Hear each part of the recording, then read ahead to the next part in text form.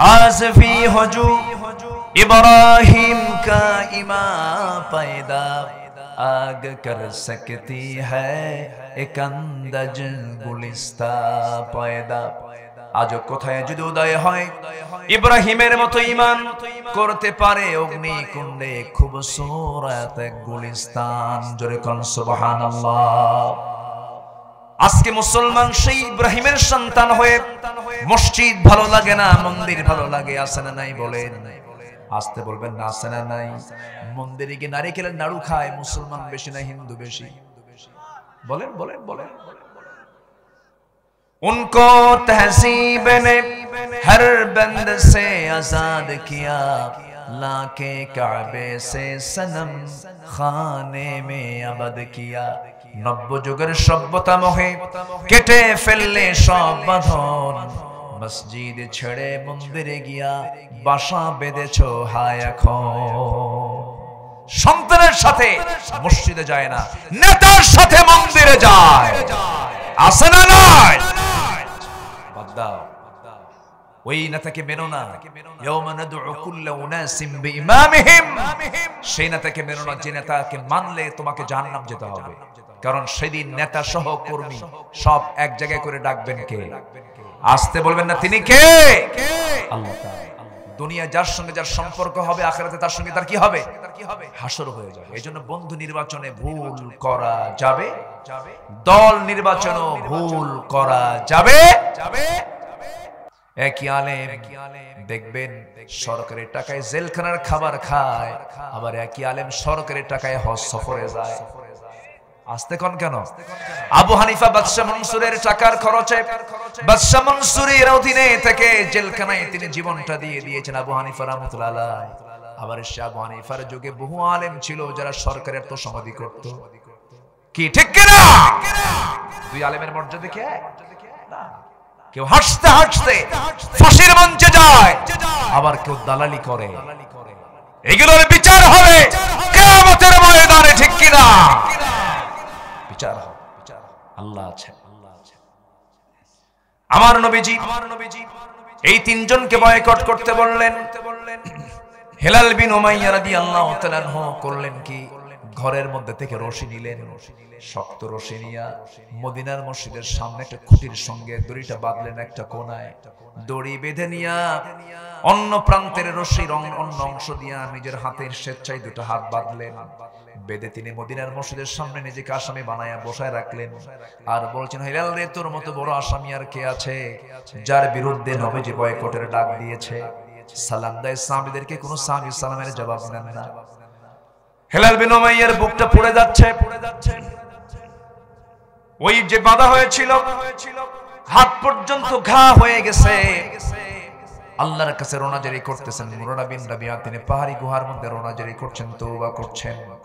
এক পর্যায়ে আল্লাহর পক্ষ থেকে আয়াত নাযিল হলো, রাসূলকে বলা হচ্ছে ওয়ালা সালাসাতিল্লাযিনা খুলিফু, হে রাসূল ওই তিনজন যারা জিহাদের ময়দান থেকে পিছিয়ে ছিল, গড়িমসি যারা করেছিল, আপনি চিন্তা করবেন না, আমি আল্লাহ তাদের প্রতি রাজি সন্তুষ্ট হয়ে গেছি। জোরে কোন সুবহানাল্লাহ। নবীজির আনন্দ দেখে কে? নবীজি বলছেন, ওমর যাও আমার কাব বিন মালিককে ডেকে আনো। কাব বিন মালিকের খোঁজে বাড়িতে গেছে। সাইয়েদনা ওমর ফারুক বলছেন, বাড়িতে কেউ আসো নাকি? কাব বিন মালিক কই?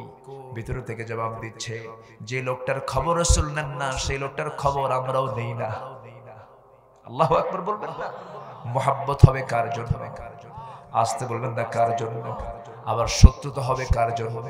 আল্লাহর জন্য। একটা প্রসঙ্গ আমি আপনাকে বলতে চাই, রাসূল তাদের তিনজনকে ডেকে পাঠালেন, বুকের সঙ্গে জড়িয়ে ধরলেন আর বললেন, ও আমার সাহাবীরা, আমি তোমাদেরকে মাফ করি নাই, মাফ করতে পারি নাই, কিন্তু আল্লাহ তোমাদেরকে মাফ করে দিয়েছেন। এখান থেকে প্রেক্ষাপট আসলো কি? শিক্ষা আসলো কি? ওই তিনজন সাহাবীর কি নামাজের কোনো অভাব ছিল নাকি? আস্তে করে, নামাজের কোনো অভাব ছিল? দান সাদদের কোনো অভাব ছিল নাকি? নবীর মুহাব্বতের কোনো অভাব ছিল না, কোনো কিছুর অভাব ছিল না। শুধু গড়িমসি করেছেন, একটু অলসতা করেছেন জিহাদের ময়দানে যেতে। আমার বন্ধুগণ, এখান থেকে শিক্ষা হলো দিন কায়েমের কাজে নিজেকে কখনো গড়িমসি করে পিছে রাখা যাবে না। ইসলাহ করে নিতে হবে, ওয়াসলাহু নিজেদেরকে সংশোধন করতে হবে। নাম্বার 3 হলো আল্লাহর আশ্রয়কে শক্ত করে আঁকড়ে ধরতে হবে। ওয়াতাসামু বিল্লাহ ওয়া আখলাসু দীনাহুম লিল্লাহ, নিজেদের দ্বীনকে আল্লাহর জন্য খালেস করতে হবে। নাম্বার 5 হলো কি? নাম্বার 5 হলো মুমিনের সঙ্গে শামিল হয়ে যেতে হবে। আমাদের বন্ধু হবে কাফের মুশরিকরা মুমিন। বলেন কাফের মুশরিকরা না মুমিন? মুমিন হবে আমার বন্ধু। এই 5টা কাজ যদি কোনো বান্দা করতে পারো, আল্লাহ রাব্বুল আলামিন বলছেন, আল্লাহ সুন্দর করে বলছেন, এমন কাজটা যদি করতে পারো অচিরেই ওয়াসাউফা ইউতিল্লাহুল মুমিনিনা আজরান আযীমা, অচিরেই আল্লাহর পক্ষ থেকে তাদেরকে দেওয়া হবে মুমিনদেরকে বিশাল বড় সম্মানজনক পুরস্কার। জোরে বলি সুবহানাল্লাহ। আল্লাহ তুমি সবাইকে বোঝার তৌফিক দাও। জোরে বলি আমিন, আরো জোরে আমিন, আরো জোরে আমিন। সম্মানিত ভাইয়েরা, এই যুগেও কিছু মুনাফিক চক্র আছে না নাই? আলেমদের রক্ত নিয়ে খেলাধুলা করে এমন কিছু রং বদমাইশ খেলোয়াড় আছে না নাই? বলেন আছে না নাই? খোদ সৌদি আরবের দিকে তাকান, মক্কার ইমাম খুতবা দিচ্ছেন কনসার্টের বিরুদ্ধে, খুতবা শেষই হয় নাই, ধরা শেষ, জেলখানায় ঢুকায়। গোটা পৃথিবীতে মুসলিম দেশে দেশেও জালিম আছে না নাই? আসতে বলবেন না আছে না নাই? জুলুমের শিকার হয়ে যারা জীবন দিল তারা তো মাজলুম হয়ে চলেই গেলেন, হাসতে হাসতেই গেলেন। আপনি যাবেন কই? কথা ক্লিয়ার? কথা কি বোঝা যায়? আমি আর কিভাবে বুঝাবো ভাই? একটু বুঝে নেন। জোরে বলি ইনশাআল্লাহ, আর জোরে বলি ইনশাআল্লাহ। এখন আল্লাহ তাআলা বলতেছেন ইল্লা, তবে হ্যাঁ মুনাফিকদেরকে আমি জাহান্নামের তলদেশে দেব, তবে ইল্লা তারা ছাড়া, তারা ব্যতীত। কারা? যাদের মধ্যে 5টা দিক পাওয়া যাবে। শুনবেন না? আরো 2 ঘন্টা? কোন আপত্তি? কি করব? বলেন। ফজর পড়বে তো? ফজর পড়ে বাড়ি যাবেন? আচ্ছা, ফজর পরে আপনারা যান, খিচুড়ি তাবারক সবই আছে, আমি যাই। খুব সুন্দর আপনারা বলি আলহামদুলিল্লাহ। আমি প্রথমে হতাশ হয়েছিলাম লোকজন কই, কিন্তু আপনারা যেরকম যে চালাক মানুষ তা তো বুঝি নাই। এখন মাঠে কানায় কানায় ভরা, বলি আলহামদুলিল্লাহ, জোরে বলি আলহামদুলিল্লাহ। ইল্লা তারা ছাড়া, যাদের মধ্যে 5টা দিক খুঁজে পাওয়া যাবে, 5টা গুণ যাদের মধ্যে খুঁজে পাওয়া যাবে, আমি আল্লাহ তাদেরকে কি করব? ইউতিল্লাহুল মুমিনিনা আজরান আযীমা, আমি তাদেরকে সম্মানজনক সীমাহীন পুরস্কার দেব। জোরে বলি সুবহানাল্লাহ। 5টা কাজ। 1 নম্বর হলো তওবা করা। কি করা বলেন? তওবা। ভুল আছে না আমাদের? আস্তে কয়, একটু জবাব দিতে হবে ভাই, একটু দয়া করে জবাব দেন। ভুল আছে না? বইয়ের মধ্যে কিছু ভুল আছে ছোট, আর কিছু ভুল আছে বড়। আমি যদি চেয়ারম্যান সাহেবকে এখন ধরেন একটা থাপ্পড় মারি, আমার কি ফাঁসি দিবে কেউ? আস্তে কর, ফাঁসি দিবে? আর যদি গুলি করি, শাস্তি কি একরকম হবে? হবে। তাহলে থাপ্পড় দেওয়া একটা ভুল, গুলি করাও কি ভুল? ছোট ভুল আর বড় ভুল। তো গুনার মধ্যেও কিছু গুনাহ আছে, কিছু গুনাহ আছে সিম্পল গুনাহ, আর কিছু গুনাহ আছে জটিল গুনাহ। কিছু গুনাহ আছে কি জটিল গুনাহ। আল্লাহ তাআলা বলছেন, বান্দা আমি তোমার তো রহমান, কিছু গুনাহ আছে, ওই গুনাহগুলো যদি তুমি ছেড়ে দাও, ছোট ছোট গুনার দিকে আমি আল্লাহ তাকাবই না। আল্লাহু আকবার। আবার দেখেন এই আয়াতগুলো দেখলে এত ভালো লাগে, তুমি যদি ওই বড় বড় গুনাহগুলো যদি ছেড়ে দাও, ছোট গুনাহ আমি আল্লাহ নেবই না মাথায়, তোকে মাফ করে দেব, যা। এরকম হয় না? দুনিয়া তো হয় না বলেন? দুনিয়া তো কিন্তু হয়। একটু মনোযোগ দিয়ে শোনেন, কথা বল। আল্লাহ রাব্বুল আলামিন বলেন, ইন তাজতানিবু কাবাইরা মা তুনহাউনা আনহু নুকাফির আনকুম সাইয়্যাতিকুম ওয়া নুদখিলকুম মুদখালান কারীমা। বান্দা তুমি যদি বড় বড় কবিরা গুনাহগুলো ছেড়ে দাও, ছোট ছোট গুনাহগুলোকে আমি আল্লাহ সব মাফ করে দেব। কবিরা গুনাহগুলো ছেড়ে দাও বান্দা, ফরজ লঙ্ঘিত কোনো গুনাহ ছেড়ে দিও না, ফরজ লঙ্ঘিত কোনো গুনাহ তুমি করতে যেও না। নামাজ আজান হয়েছে, হাইয়া আলাস সালাহ হাইয়া আলাল ফালাহ, এর চাইতে বড় ডাক আর কিছু আছে নাকি বলে? আমার কাছে এই দেশের আজানগুলো মনে হয় কি জানেন, অপশনাল, অপশনাল, অপশনাল ডাক। মুয়াজ্জিন আজান দিল, শুনলাম, বললাম না, অথচ আজানটাকে অপশনাল না, ইমার্জেন্সি। আজ থেকে কি বলেন বলেন বলেন, যেতেই হবে, কি যেতেই হবে, পড়তেই হবে কি নামাজ। এবং কিভাবে ডাক দিচ্ছে দেখেন, অর্থটাও বুঝতে হবে। হাইয়া আলাস সালাহ মানে কি? বলেন কি? না, তাড়াতাড়ি আসো, তাড়াতাড়ি আসো, তাই না? হাইয়া আলাস সালাহ, নামাজের দিকে আসো, নামাজের দিকে আসো, কল্যাণের দিকে আসো। কদ কামাতিস সালাহ, নামাজ দাঁড়াইছে, আসো। এরপরেও বান্দা আজান শুনে কয়, আজান শেষ, মাথার কাপড় খোল। কি এই কাম কারা করে? বলেন এই কাম কারা করে? আর যারা চড়ায়, যারা ওই লুঙ্গিটা যখন কি কাঁচা মারে না, কি বলে এটা? নেংটি মারে। আচ্ছা, নেংটি মারা, কাঁচা মারা, যেটা যখন কাঁচা মারে, আজান শুনছে, এই আজান রেখো, ঠিক আছে না? তাহলে আজান হলো কাঁচা খোলার জন্য, কাঁচা খোলার জন্য আর মাথা ঢাকার জন্য। আজান শেষ, মাথার চুলও বের হওয়া গেল, এদিকে সতরটাও বের হয়ে গেল। আজানের মূল ডাক কি জন্য? আজানের ডাকের উদ্দেশ্য কি? মাথায় কাপড় দেওয়ার জন্য, নামাজের জন্য? নামাজের জন্য। আমরা নামাজ পড়বো তো সবাই নাকি? নামাজ ছেড়ে দেওয়ার চেয়ে বড় কোন অপরাধ আছে বলুন? এক নম্বর অপরাধ বান্দার জীবনে জাহান্নামে যাওয়ার জন্য এক নম্বর অপরাধ হলো কি ছেড়ে দেওয়া? মা সালাকাকুম ফি সাকার ক্বালু লাম নাকু মিনাল মুসাল্লিন। আচ্ছা, আমি যে আয়াতগুলো বলতেছি বিরক্ত হচ্ছেন নাকি আপনারা? এত বড় আলিমের পাশে থেকে আয়াত ছাড়া আমি কথা বলবো কেমনে বলেন? শুধু উনি কেন, সব জায়গায় একটা কথা মাথায় রাখবেন, বুকটা ছেদ হয়ে গেল, আমি মজা পেতাম, কিন্তু আমি আমার আল্লাহর সঙ্গে নামাজ ছাড়া বাদ দিতাম না। জোরে করুন সুবহানাল্লাহ। আল্লাহর সঙ্গে মহাব্বত বাদ দিতাম না, নামাজটা আমি বাদ দিতাম না। এই নামাজের মধ্যে মহাব্বত, এই নামাজের মধ্যে তৃপ্তি বোধটা থাকতে হবে।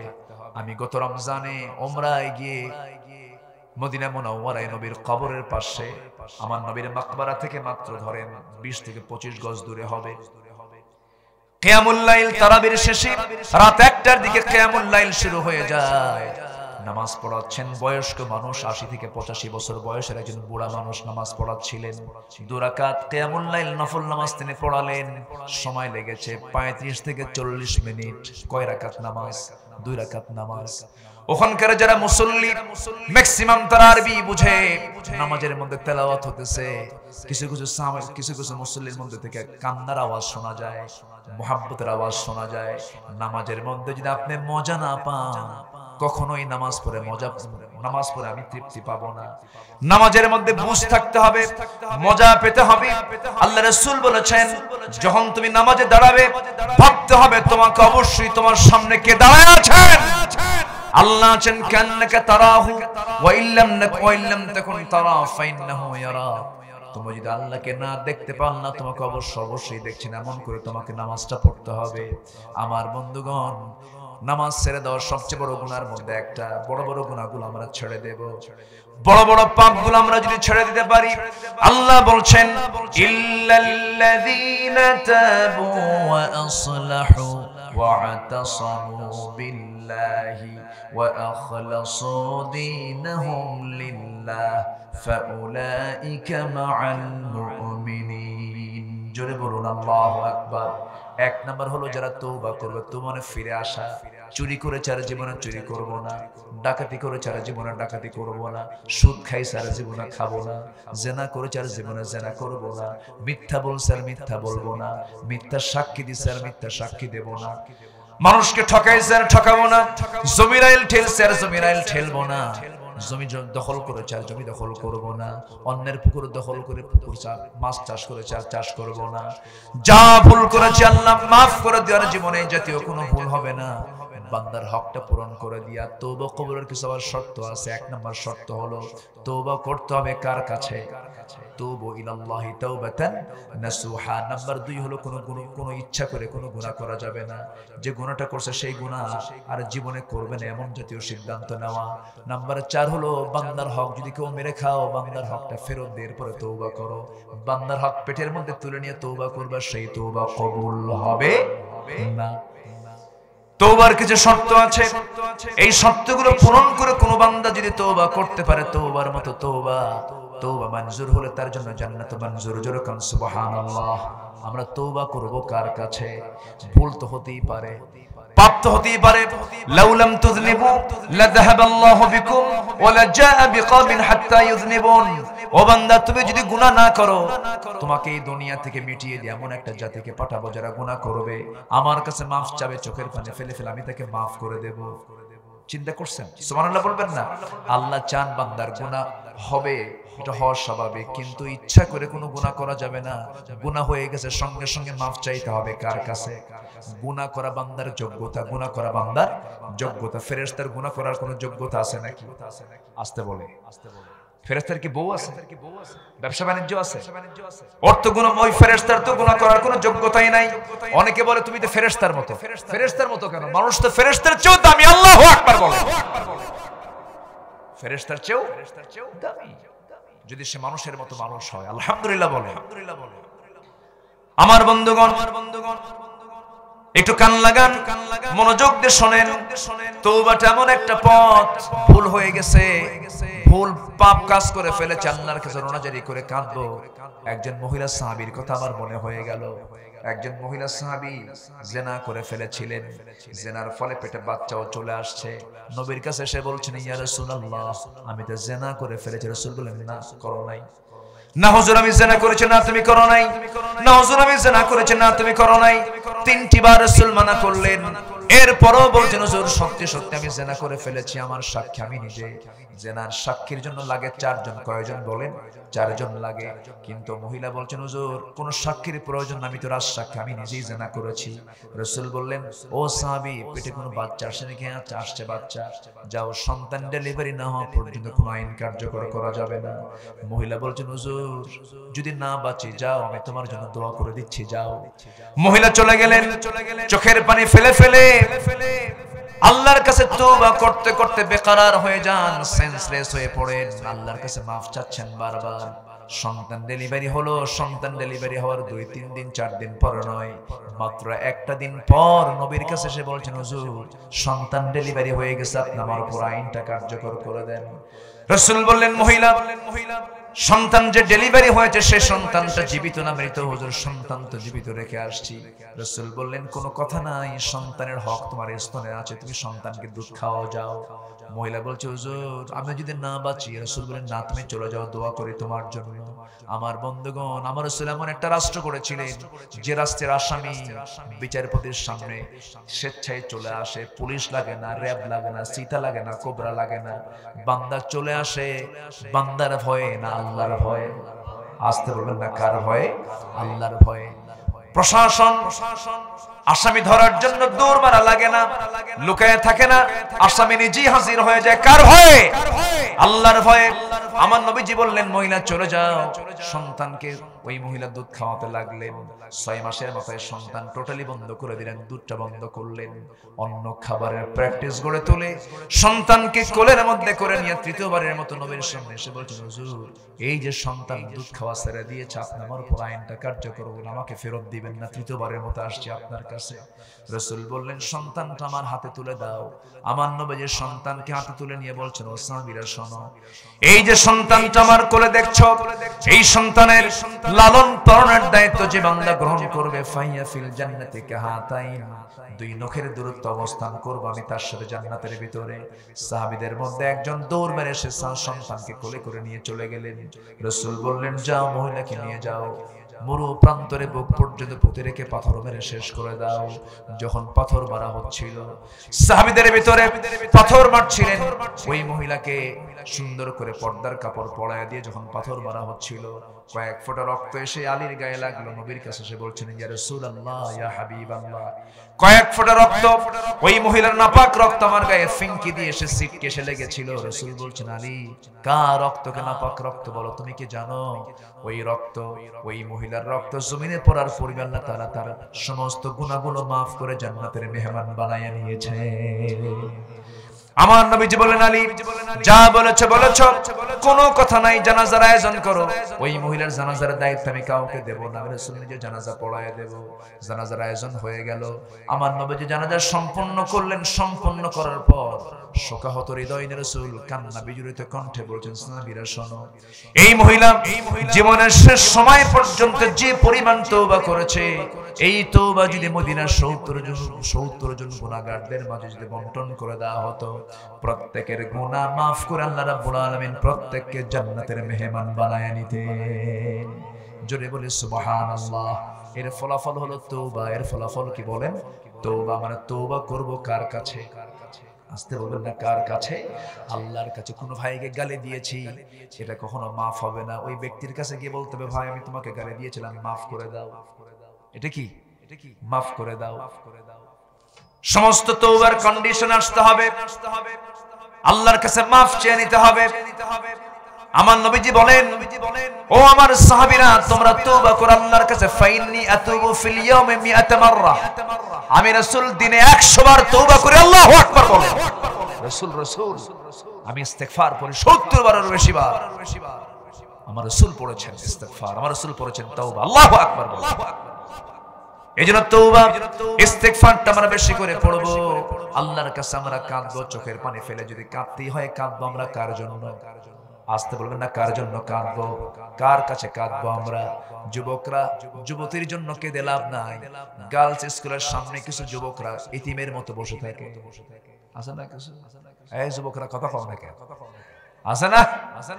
ইতিমের মতো বসে থাকে, মনে হয় বাপও নাই মাও নাই। আছে না?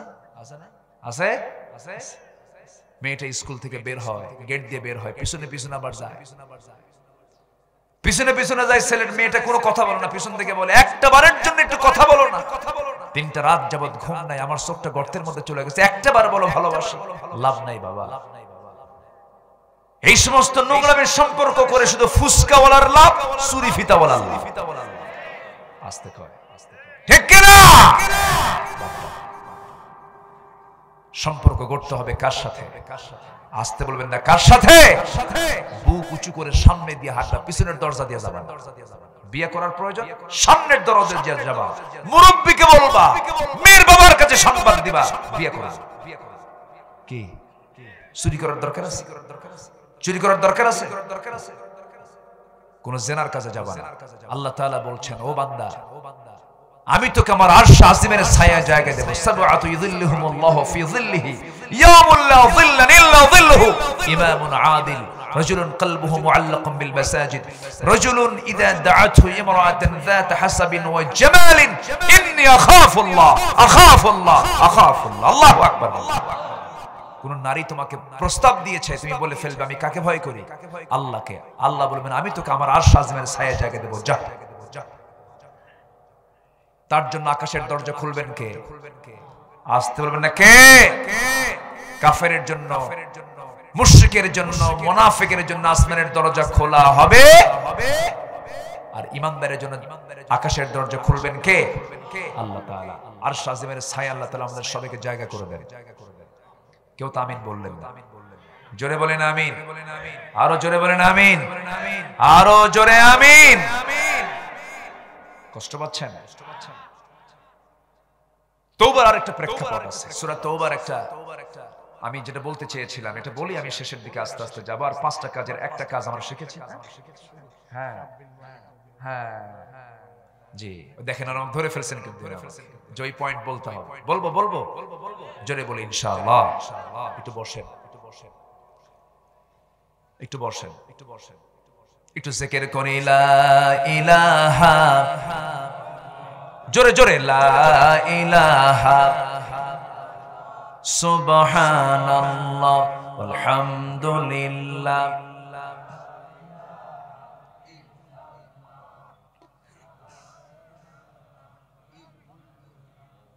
আরো জোরে লা ইলাহা সুবহানাল্লাহ আলহামদুলিল্লাহ লা ইলাহা ইল্লাল্লাহ মুহাম্মাদুর রাসূলুল্লাহ সাল্লাল্লাহু আলাইহি ওয়াসাল্লাম। সম্মানিত ভাইরা, তওবা এটা প্রেক্ষাপট আছে, সেটা হলো এই সূরা তওবাতে আল্লাহ তাআলা এই প্রেক্ষাপটটা দিয়েছেন। তিনজন সাহাবী, আমার নবীজির সবচেয়ে বড় অভিযান ছিল তাবুক অভিযান। কি অভিযান বলেন তো? তাবুক। সেই তাবুকে ৩০,০০০ সাহাবীকে নিয়ে, কত হাজার বলেন? ৩০,০০০ কি খুব কম টম হলো নাকি? কত হাজার? ৩০,০০০ সাহাবীকে সৈনিক করে, যোদ্ধা করে আমার নবীজি চলে গেলেন, রোমানদের বিরুদ্ধে মোকাবেলায় দাঁড়ালেন তাবুকের রণাঙ্গনে। কিন্তু গিয়ে হলো কি? যুদ্ধ হলো না। বিনা যুদ্ধে আমার নবীজি আবার ব্যাক করলেন মদিনার দিকে। মদিনার মসজিদে এসে ভিতরে বসে আছেন মুহাম্মদুর রাসূলুল্লাহ সাল্লাল্লাহু আলাইহি ওয়াসাল্লাম। আল্লাহ তুমি আমাদের এই যেখানে যারা বসে আছেন সবাইকে তুমি আল্লাহ সোনার মদিনায় যাওয়ার তৌফিক। আমি মদিনায় গেলে খুঁজে বেড়াই রাসূল কোন কোন জায়গাতে ঘুরছেন। উহুদে চলে যাই।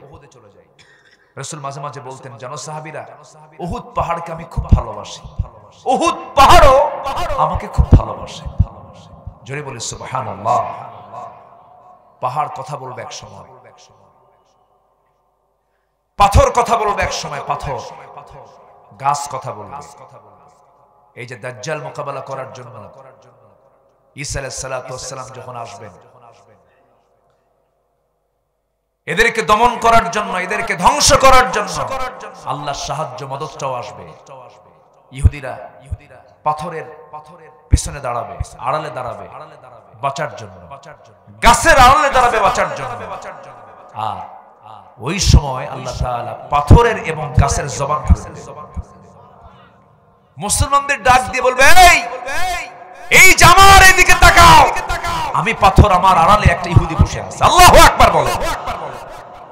মুসলমানদের বিজয় নিশ্চিত হবে। জোরে বলি ইনশাআল্লাহ, আর জোরে বলি ইনশাআল্লাহ।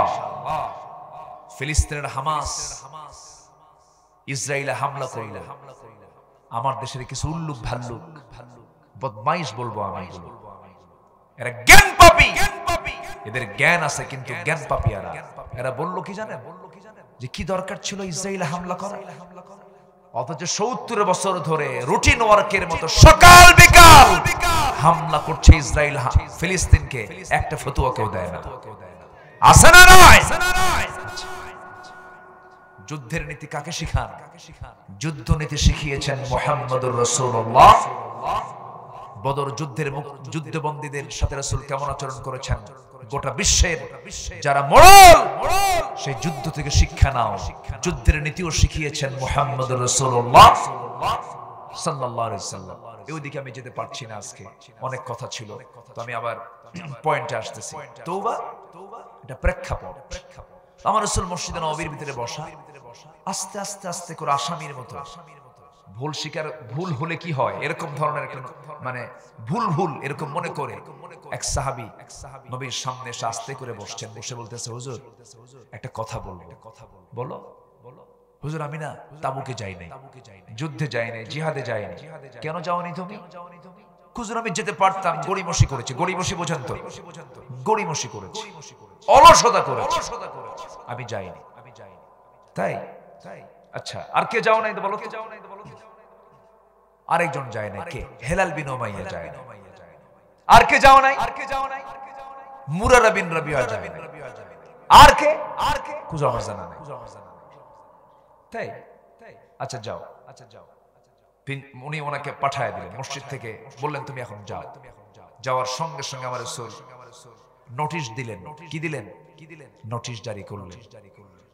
ও মুসলমানেরা, আমার সাহাবীরা, আমি নোটিশ দিচ্ছি, কাব বিন মালিক হেলাল বিন উমাইয়া, মুরারা বিন রাবিয়া, এই তিনজন ব্যক্তির সাথে মুসলমানদের আদান প্রদান, লেনদেন, কথা বার্তা, আচার আচরণ সব বন্ধ।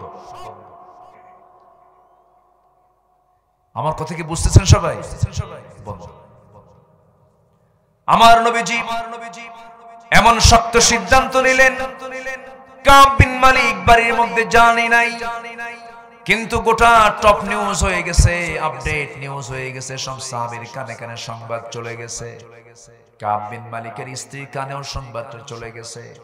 দরজায় গিয়ে নক করছেন, স্ত্রী দরজা খুলো, আমি কাব বিন মালিক বলছি।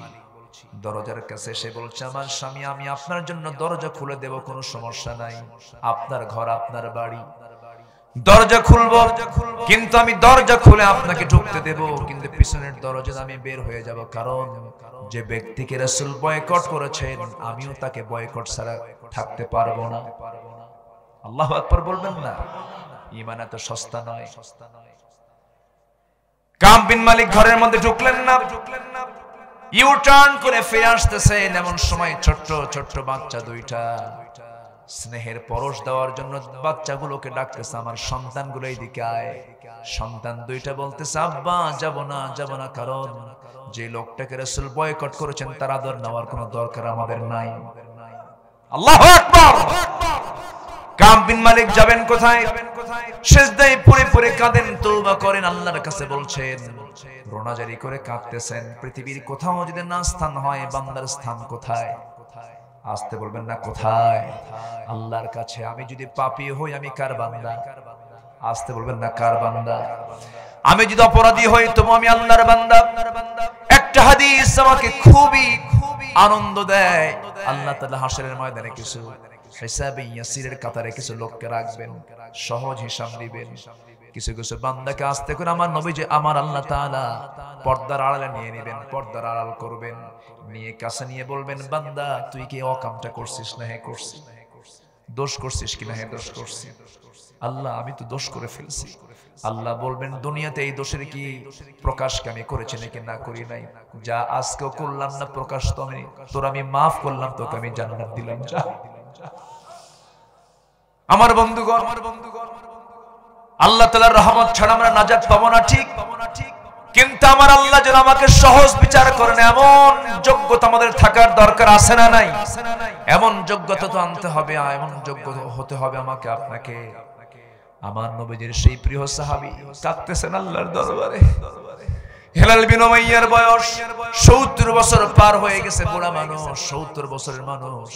30,000 সৈনিকের মধ্যে মাত্র 3 জন যান নাই, রাসূল তাদেরকে পাকড়াও করেছেন। চিন্তা করেন জিহাদের গুরুত্ব আছে না নাই? আসতে বলবেন না, আছে না নাই? আমার নবীজি পাকড়াও করে ফেলেছেন, কত মজবুত একটা প্রেক্ষাপট। এই আয়াতগুলোকে সবার চোখে পড়ে কিনা আমি বুঝি না। আমার বন্ধুগণ, মুনাফিকরা নামাজ পড়তে পারে, রোজা রাখতে পারে, মুনাফিকরা দান সদকা করতে পারে, কিন্তু মুনাফিকরা সবচেয়ে এক জায়গায় ফেল মারে, সেটা হলো জিহাদের ময়দান। ঠিক কি না? জায়গা অবশ্যই আছে। শুধু একটা তথ্য দিয়ে মূল আলোচনার দিকে আস্তে আস্তে চলে যাব। আমরা নন্দীগ্রামের দোলা সিংড়ার এই মাঠে বসে আছি, আমরা আল্লাহর মাখলুক, আমরা আল্লাহর বান্দা। এখান থেকে আমরা যদি এখন আকাশের দিকে তাকাই, মিটি মিটি করে একটা চাঁদ দেখতে পাবো। চাঁদের পিছনে অসংখ্য তারকারা যে দেখতে পাচ্ছি, আছে না? আছে। এই চাঁদ সবচেয়ে নিকটে অবস্থান করছে বলে চাঁদকে একটু বড় দেখতে পাচ্ছি, কিন্তু তারকাগুলো মিটি মিটি করে জ্বলছে জোনাকির মতো, কিন্তু সেই তারকাগুলো সূর্যের, সেই চাঁদের চেয়ে ছোট না বড়? সূর্যের চেয়েও ছোট না বড়? এই সূর্য দিনের বেলা যে দেখতে পাই যে বিশাল বড় একটা লাইট, এই পৃথিবী থেকে বিজ্ঞানীদের ধারণা হলো 13 লক্ষ গুণ বড়। ওই সূর্যের চাইতে যে আমরা তারকাগুলো দেখতে পাই, সেই তারকাগুলো সূর্যের চাইতে একটা গুণ নয়, দুইটা গুণ নয়, বেটেল জুইস একটা তারকা আছে 33 কোটি গুণ বড়। জোরে বলে সুবহানাল্লাহ। কয়টা তারকা? একটা। তাহলে জায়গা আছে তো নাকি? আসতে কয় জায়গা আছে না নাই? আমার বন্ধুগণ, ব্যাটেল জুইস, সুপারনোভা, আড্রা, এরকম যে অসংখ্য তারকা আল্লাহ রাব্বুল আলামিন মহাশূন্যে ঝুলিয়ে রেখেছেন, হ্যাঙ্গিং করে রেখেছেন। আমার বন্ধুগণ, কিছু কিছু তারকার আলো পৃথিবীতে এখনো পৌঁছে নাই, এত দূরে তারকা আল্লাহ রাব্বুল আলামিন রেখে দিয়েছেন। ওয়ালাকাদ যায়্যানাস সামাআদ দুনিয়া বিমাসাবিহ, অসংখ্য তারকারাজি দিয়ে আল্লাহ তাআলা আকাশকে ডেকোরেট করে দিয়েছেন। আমার বন্ধুগণ, এখন মানুষ চাঁদের দেশে গেছে, মঙ্গল গ্রহে গেছে। যদি কোনো ব্যক্তি যদি ভাবে আমি একটু তারকার দেশ দেখতে যাব, পৃথিবীর সবচেয়ে নিকটবর্তী তারকা হলো প্রক্সিমা সেন্ট্রাই। প্রক্সিমা সেন্ট্রাই যদি কেউ যেতে চায়, এই পৃথিবী থেকে কোনো বিমানে চললে হবে না, হেলিকপ্টারে চললে হবে না। পৃথিবীর সবচেয়ে দ্রুতগামী একটা নভোযান আছে, তার নাম হলো অ্যাপোলো 11, যার গতি হলো প্রতি ঘন্টায় 39,000 কিলোমিটার। কত হাজার? প্রতি ঘন্টায় চলে 39,000 কিলোমিটার। এই নভোযানে চড়ে যদি কেউ রওনা দিয়ে দেয়, ওই চাঁদের ওই তারকার দেশে যেতে সময় লাগবে 1,15,000 বছর মাত্র। যাবেন কারা কারা? হাত তুলে। সম্ভব? বাঁচবেন কয়দিন, যাবেন কয়দিন? কোনদিন সম্ভব নয়। কেমন করে আপনি যাবেন? কোনদিন এমন প্ল্যান করেও যাওয়া যাবে না। আমি কি আকাশে গেছি নাকি? এখনো আকাশে কি যাওয়া হয়েছে নাকি? সামান্য মহাশূন্যের এই আমার চোখে পড়া তারকার কথা বললাম, সবচেয়ে নিকটবর্তী তারকার কথা বললাম। এরপরে মহাশূন্য, এরপরে মহাকাশ, বিশাল বড় আকাশ, এরপর আরেকটা আকাশ, এরপরে মহাশূন্যের পরে আরেকটা আকাশ, এরপরে মহাশূন্যের পরে আরেকটা আকাশ, এরপরে মহাশূন্যের পরে আরেকটা আকাশ, মহাশূন্য। 7টা আকাশের উপরে আমার আল্লাহ তাআলা আরশ আজিম। সুবহানাল্লাহ বলেন। এই আকাশের চাইতে ওই আকাশ আরো বড়। আল্লাহ বলছেন, বান্দা, আমার পছন্দের বান্দাগুলোর জন্য আমি আকাশের দরজা খুলবো, কিন্তু কোন বান্দার জন্য দরজা খুলবো না শোন, ওই আমল করবি না তোরা। কোন কোন বান্দার জন্য আমি আকাশের দরজা খুলবো না তোরা শুনে রাখ বান্দা। ইন্নাল্লাযীনা কাযযাবু বিআয়াতিনা ওয়াস্তাকবারু আনহা লা তুফাত্তাহু লাহুম আবওয়াবুস সামাই ওয়া লা ইয়াদখুলুনাল জান্নাহ হাত্তা ইয়ালিজাল জামালু ফি সাম্মিল খিয়াত ওয়া কাযালিকা নাজজিল মুজরিমিন। জোরে বলুন আল্লাহু আকবার। আল্লাহ কি ভয়ঙ্কর কথা বলে দিয়েছেন। এত রাগ করে আল্লাহ তাআলা এই কথাটা বলেছেন। এই আয়াতটা পড়লে আমার চরম ভয় লাগে। কি ভয়ঙ্কর আয়াত। আল্লাহ রাব্বুল আলামিন বলেছেন, যে সমস্ত বান্দাগুলো আমার আয়াতকে অস্বীকার করবে, আমার আয়াত না মেনে দুনিয়ার বিধানকে যারা কার্যকর করবে, এমন লোক আছে না নাই? ওয়াস্তাকবারু আনহা, অহংকার দেখি আমার আয়াতকে প্রত্যাখ্যান করবে যারা, লা তুফাত্তাহু লাহুম আবওয়াবুস সামা, তাদের জন্য আসমানের দরজা কখনো খোলাই হবে না, এবং তারা জান্নাতে কখনো প্রবেশ করবে না। কেমন করে? এক্সাম্পলটা দেখেন। একটা সুইয়ের ছিদ্র কয় ইঞ্চি মোটা হয়? ইঞ্চি মোটা হয়? হ্যাঁ, চোখই পড়ে না, সুই ঢোকেই না। চোখ না ভালো, চোখ না ভালো হলে সুইয়ে সুতা ঢুকানো যায় না। আল্লাহ তাআলা বলছেন, একটা সুইয়ের ছিদ্র পথে একটা উট প্রবেশ যেমন অসম্ভব, ওই সমস্ত বান্দার জন্য জান্নাতে যাওয়া তেমনই অসম্ভব। কি শক্ত কথা ভাবতেছি। ঠাকঠুক মেরে কয়েকটা সেজদা দিব, টাকা আছে হজে যাব, দান সদকা করে একটা মসজিদ বানাইয়া মরে যাব। আল্লাহ আমারে জান্নাত না দিয়ে যাবে কোথায়? এত সস্তা জান্নাত নয়।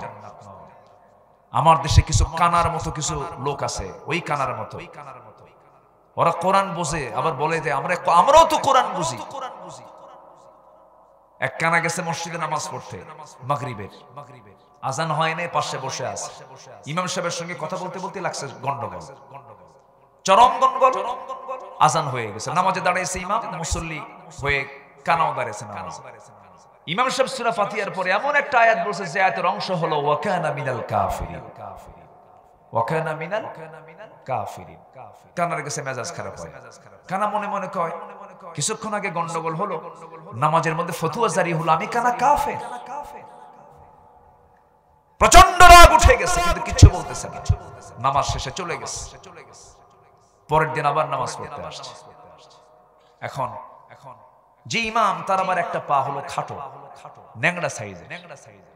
ইমাম সাহেবদের আবার পছন্দের কিছু সূরা আয়াত থাকে, ঘন ঘন সেই সূরাগুলো দিয়ে নামাজ পড়ায়।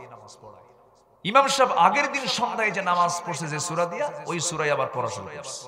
যখন বলছে ওয়া কানা মিনাল কাফিরিন, পিছন দিক থেকে কানা উল্টা লোকমা দেয়, ওয়া ল্যাংড়ানা মিনাল ফাসিকিন। কথা কি বুঝতেছেন? ওরা কোরআন বোঝই কানার মতো। কোরআন যদি বুঝতো, কোরআন দিয়ে ব্যক্তির, সমাজ, রাষ্ট্র সব জায়গায় তারা গড়ে তুলতো, ঠিক কিনা? কোরআনকে ফরাত করা যাবে না, তাফরিদ করা যাবে না, মর্জি মতো খাটো লম্বা করার কোনো সুযোগ নাই। সূরা ফাতিহার বা থেকে শুরু করে, বিসমিল্লাহ থেকে শুরু করে সূরা নাসের সিন পর্যন্ত এর মধ্যে একটা হরফ যদি কেউ অস্বীকার করে, তার ঈমান আছে না গেছে? আপনি অহংকার করে বলবেন যেগুলো মধ্যযুগীয় আইন, এই আইন আজকের সমাজে চলতে পারে না, আপনার ঈমান নাই। ইউসবিহু মুমিনান ওয়া ইউমসি কাফিরান। আখিরি জামানে এমন একটা সময় আসবে, সকালে ঈমানদার, বিকালে কাফের। আছে না নাই? আমি আল্লাহর কসম, আমি কোন দলীয় এজেন্ডা নিয়ে আমি এখানে আসিনি। আমি এসেছি কোরআনকে সামনে রেখে কিছু কথা বলতে। কিন্তু কোরআন কিন্তু চোরের পক্ষে কথা বলে না, কোরআন কিন্তু ডাকাতদের পক্ষে কথা বলে না, কোরআন কিন্তু খুনির পক্ষে কথা বলে না।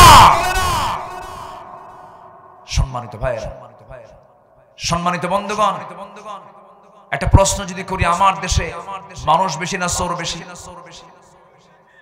আসতে কোন কেন? মানুষ বেশি না চোর বেশি? চোর বেশি হলে তাদের নেতা কি হয়? কথা কি বোঝা গেল? আমরা আগে ভালো হই, জোরে বলি ইনশাআল্লাহ, আর জোরে বলি ইনশাআল্লাহ। যে নামাজ না পড়ে তার চেয়ে বড় চোর আছে? আসতে কয়, তার চেয়ে বড় চোর আছে? কোন জনসভায় আপনি যান, যে জনসভায় নামাজ হয় না, লক্ষ লক্ষ মানুষের সমাগম, যে দলের নেতার নাম মুসলমান, কর্মীও মুসলমান, জনসভায় জোহর যায়, আসর যায়, মাগরিব যায়, সাজায়, নামাজের কর্মসূচি নেই, ওই সমস্ত ব্যক্তিত্বের মুখে আমরা জুতা মারি, থুতু মারি। রাজি আছেন কারা কারা? হাত উঁচু করে দেখান মুসলমান।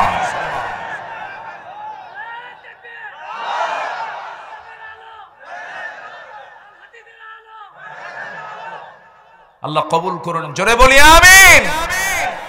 নামাজ আছে, আমি আছি। নামাজ নাই, নামাজ নাই, আমি নাই। কারণ সবার আগে আমার কাকে দরকার? আসতে বলবেন না, কাকে দরকার? আল্লাহকে দরকার। আল্লাহ ছাড়া কোনো পথ নেই। আমি ছিলাম আল্লাহর কাছে, আবার ফিরে যাব কার কাছে? আল্লাহর কাছে। একটু কান লাগান, মনোযোগ দিয়ে আমরা একটু শোনার চেষ্টা করি, একটু মিলায়ে নিচ্ছি আমরা। আল্লাহ রাব্বুল আলামিন কাফেরকে জাহান্নাম দিবেন, মুশরিককে জাহান্নাম দিবেন, জালিমকে জাহান্নাম দিবেন, ফাসিকদেরকে জাহান্নাম দিবেন, কিন্তু মুনাফিককেও জাহান্নাম দিবেন। কিন্তু মুনাফিককে কোন জাহান্নাম দিবেন ক্লিয়ার করে দিয়েছেন কে? আল্লাহ তাআলা। কাফেরের শাস্তি যতটুকু হবে, মুনাফিকের শাস্তি তার চেয়ে বেশি হবে। মুশরিকের শাস্তি যতটুকু হবে, মুনাফিকের শাস্তি তার চেয়ে বেশি হবে। খুব ভয়ঙ্কর আচরণ মুনাফিকি। মুনাফিককে চেনার জন্য সূরা মুনাফিকুন দিয়েছেন আল্লাহ তাআলা, কাফিরকে চেনার জন্য কাফিরুন দিয়েছেন সূরা, মুমিনকে চেনার জন্য সূরা মুমিনুন দিয়েছেন। আমরা মুনাফিকের চরিত্র যেন না নিয়ে আল্লাহ তাআলা তা ফাইন্ড আউট করেছেন, বান্দা এই সমস্ত কাজগুলো, মুনাফিকের কাজ, এগুলো বাদ দিয়ে দে। কারণ মুনাফিকের জন্য চূড়ান্ত শাস্তি। আল্লাহ রাব্বুল আলামিন বলেন, ইন্নাল মুনাফিকিনা ফিদ দারকিল আসফালি মিনান নার ওয়া লান তাজিদ লাহুম নাসীরা। মুনাফিকদের জন্য জাহান্নামের সর্বনিম্ন জায়গা বরাদ্দ, সবচেয়ে নিচের জায়গা বরাদ্দ, তাদের দিয়ে ফাউন্ডেশন গড়া হবে জাহান্নামে, এবং তাদের জন্য কোনো সাহায্যকারী থাকবে না। মুনাফিক তো কাফের নয়, মুনাফিক মুশরিক নয়, মুনাফিক হলো মুসলিম নামধারী সুরত বেশধারী কিছু মুনাফিক আছে না নাই বলে? আচ্ছা, তাদের নামের আগে মুহাম্মদ লাগানো আছে, মুখে দাড়িও আছে, মাথায় টুপিও আছে, চাল চলন সুরত দেখে মনে হয় বিশাল বড় বুজুর্গ, কিন্তু চরিত্রটা মুনাফিকি। মুনাফিকি কেমন? মাঝে মাঝে সাহাবে কেরামদের মধ্যে সন্দেহ তৈরি হয়ে যেত।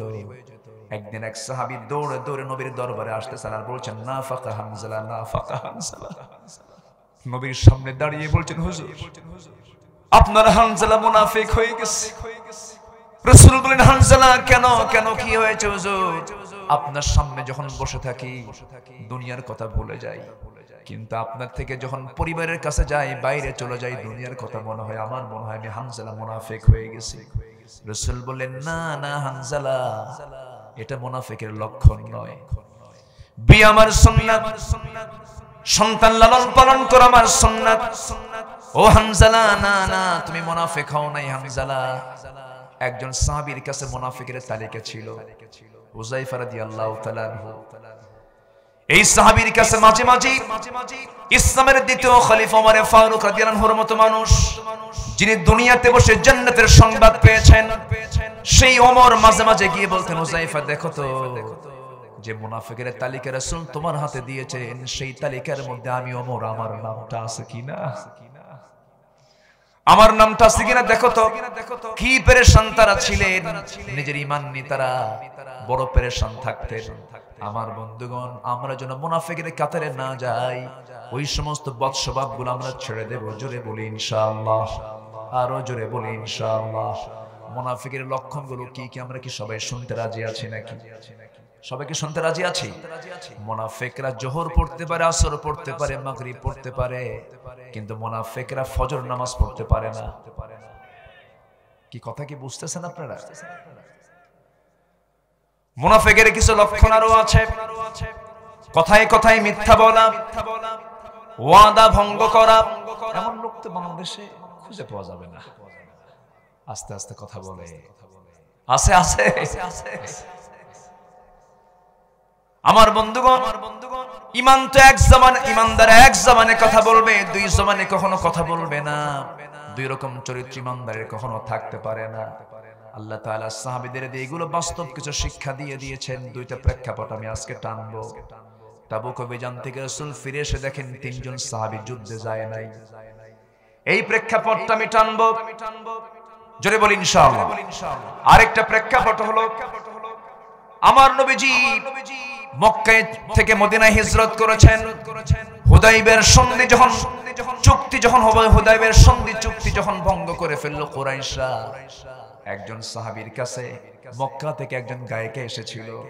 গায়িকা এসে কিছু আর্থিক সাহায্য নিয়ে চলে যাওয়ার সময় সেই নায়ক গায়িকার কাছে একজন সাহাবী হাতিব ইবনে আবি বালতাআ রাদিয়াল্লাহু তাআলা আনহু একটা চিঠি দিয়েছিলেন। চিঠি দিয়ে গোপন করে চিঠিটা দেওয়া হয়েছিল। এই বিষয়ে বিশাল বড় সূরা মুমতাহিনার মধ্যে একটা কথা আছে, সূরা তাওবার মধ্যে কথা আছে। এই দুইটা প্রেক্ষাপটকে সামনে রেখে আমরা যেন শিক্ষা নিতে পারি, সেই বিষয়ে কিছু কথা একটু পরেই বলছি। জোরে বলি ইনশাআল্লাহ, আরো জোরে বলি ইনশাআল্লাহ। আমাকে সময় দেওয়া যাবে তো? আমি এ পর্যন্ত তিনজনকে উঠতে দেখেছি। তিনজন, এই যে 3 নাম্বার ব্যক্তি উঠতেছে। এই যে ওঠেন কেন? বসেন বসেন, যাওয়া যাবে না। আমি খুবই খুশি, আমি খুবই আনন্দিত, বলি আলহামদুলিল্লাহ। আমাকে সময় দেবেন তো ইনশাআল্লাহ? একটু ধৈর্য ধরে শুনতে হবে। আমার কথার ভিতরে একটু হাসি তামাশা কম, লাফালাফি কম। আমার দেশে কিছু কিছু ওয়াইজ আছে, ওয়াজ করতে করতে আবার লাফ মেরে ওঠে, টেবিলেও সরে।